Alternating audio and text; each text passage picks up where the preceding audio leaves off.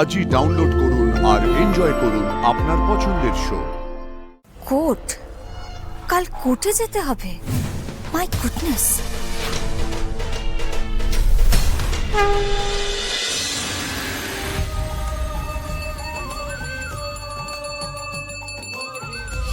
আমাদের দেখা হবে কোর্টে।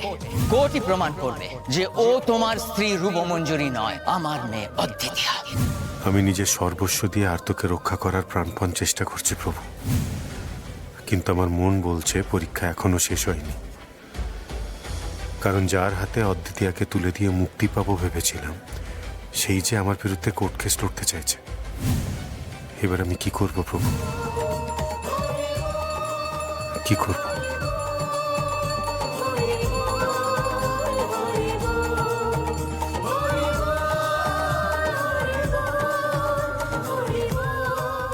জয় গৌর জয় নিতাই, জয় গৌর জয় নিতাই, জয় গৌর জয় নিতাই, জয় গৌর জয় নিতাই।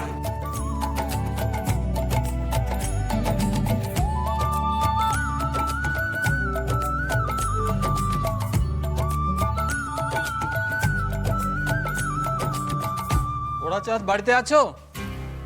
চিঠি এসেছে নাকি গো সুকুমার দা? হ্যাঁ, রেজিস্টার্ড চিঠি। ওরাচাঁদকে যে সই করতে হবে। আসছি। কোর্টের চিঠি দাদা ভাই? কই দেখি। এই নাও।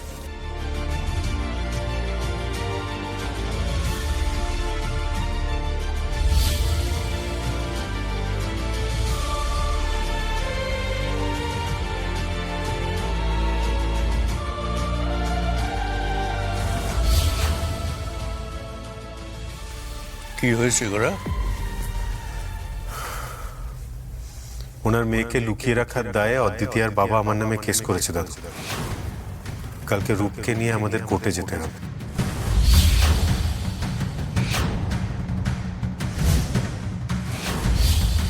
আচ্ছা বাবা, আমি একটা কথা বুঝতে পারছি না, এটা তো ছেড়েও ছাড়ছে না।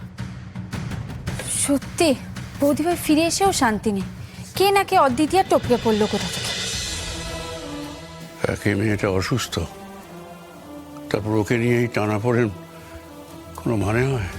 একদিকে ভালোই হয়েছে দাদু, কেসটা যদি একবার কোর্টে ওঠে ওদের মুখটা চিরতরে বন্ধ করে দেওয়া যাবে। অচিন, তুই বরং একটা কাজ কর, এ ব্যাপারে তোর স্যারের সাথে একবার কথা বলে নে। হ্যাঁ বাবা, আমিও সেটাই ভেবেছি। বৌদি ভাইয়ের কেসটা ভগত স্যারই লড়বেন আর আমি স্যারকে অ্যাসিস্ট করব।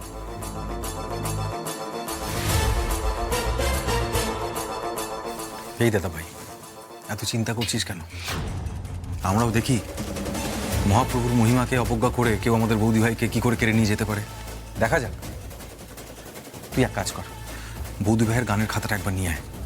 বৌদি ভাইয়ের হাতের লেখা দিয়ে কালকে আমরা কোর্টে প্রমাণ করে দেব যে আমাদের বৌদি ভাই আমাদের রূপমঞ্জুরি, অদ্বিতীয়া নয়। কোর্ট? কাল কোর্টে যেতে হবে? My goodness.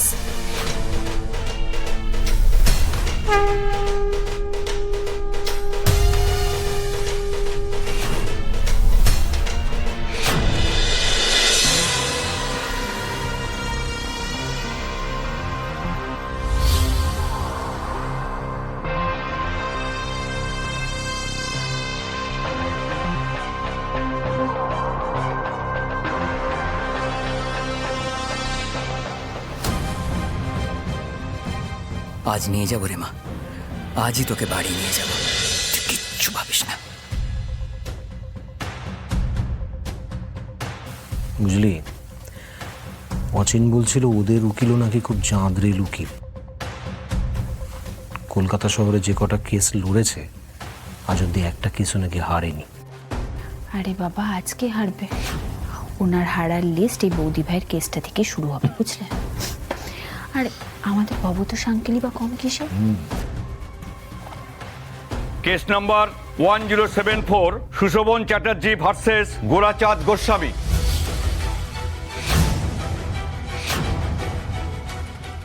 Proceed. Thank you milord. ধর্মাবতার সুশোভন চ্যাটার্জির মেয়ে অদ্বিতীয়া গত 27 তারিখ রাত্রিবেলা তার ফিয়ন্সে পুলস্ত গোস্বামীর সঙ্গে একটি রিভারসাইড রিসর্টে এনগেজমেন্ট পার্টি করার সময় জলোচ্ছ্বাসে নদীতে ভেসে যায়। আর এই ঘটনাটি ঘটে মুর্শিদাবাদে। তারপর থেকে মেয়েটির ট্রেস নেই। ধর্মবতার তার ঠিক 2 দিন পরে গোরাচাঁদ গোস্বামী, যিনি সুশোভনবাবুর এমপ্লয়ি ছিলেন, পূর্বে অদ্বিতীয়ার সঙ্গে বচসার কারণে চ্যাটার্জি ভেঞ্চার্সের চাকরি ছেড়ে দিয়ে চলে যান, তিনি সুশোভনবাবুর বাড়িতে খবর দিতে আসেন। বলেন যে অদ্বিতীয়া নবদ্বীপের একটি হাসপাতালে ভর্তি আছে, তাকে যেন নিয়ে আসে।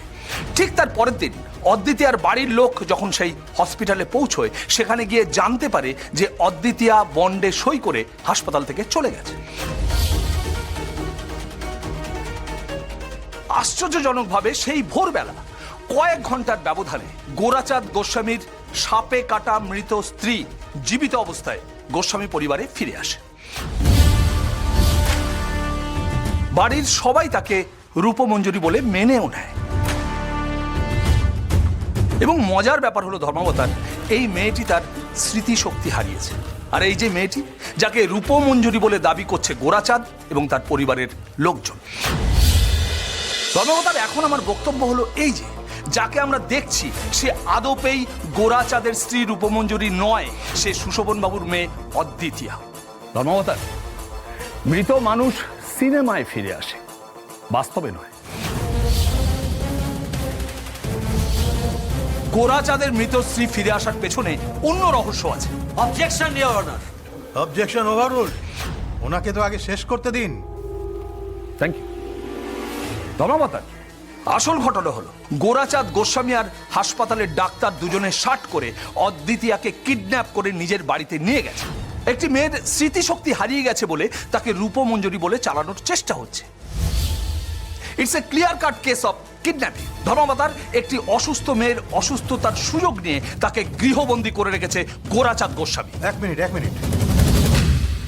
গোরাচাঁদ গোস্বামী একটা স্মৃতিহারা মেয়েকে ডাক্তারের সাথে প্যাক্ট করে বাড়িতে নিয়ে চলে এলো, আর তার বাড়ির বাকি সকল সদস্যরা তাকে তার মৃতা স্ত্রী ফিরে এসেছে বলে মেনেও নিল। তার মানে এইখানেই তো টুইস্ট ধর্মাবতার। একটি ডিভাইন মিস্ট্রিকে গোরাচাঁদ গোস্বামী নিপুণভাবে কাজে লাগিয়েছেন। আর সেই মিস্ট্রিটা হলো অদ্বিতীয়া এবং ওনার মৃতা স্ত্রী রূপমঞ্জুরিকে দেখতে হুবহু এক।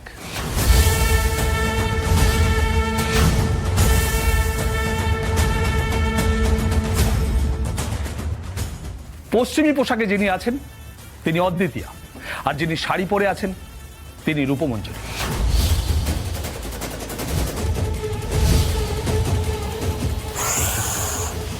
আমার না ভালো লাগছে না, এত কনফিউশন হচ্ছে, আমার কিচ্ছু ভালো লাগছে না। আমি সবে মাত্র ভাবতে শুরু করেছিলাম আমি বোধহয় রূপমঞ্জুরি, আর ঠিক সেই সময় এত কিছু কাণ্ড ঘটে চলেছে, বিরক্ত লাগছে।